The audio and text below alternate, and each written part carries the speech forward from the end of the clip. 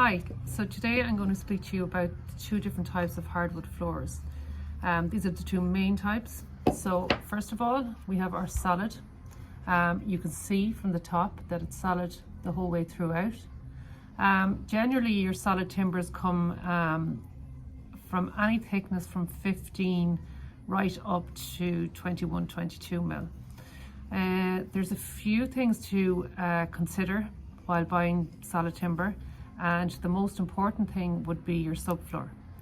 So whether you're going down in concrete, whether you're going down in plywood, if you have underfloor heating, also your heights.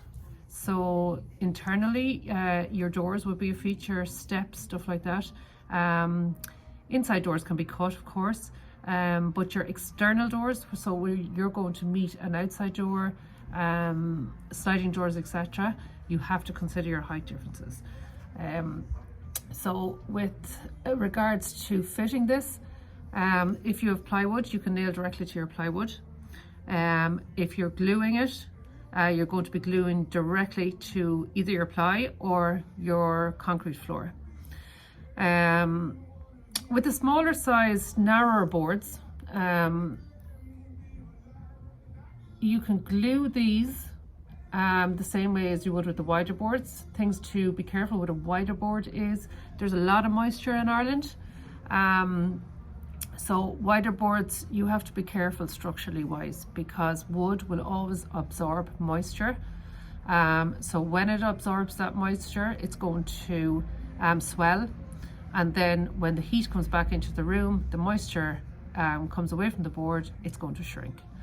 So that's why they have brought the likes of the engineered and introduced that. It's great, it's a fantastic board structurally wise, and the makeup of this board is, you can see here, you have your plywood. It's a layered plywood. Most of the time it's made from a birch ply, and then you have your solid on top, solid layer. So your solid layer can be anything from, they generally start off around a 2 mil right up to a 6.5 mil. And then you have your full thickness of the board. So again, this is a 18 mil. They can start from anything from a 12 mil right up to a 22 mil.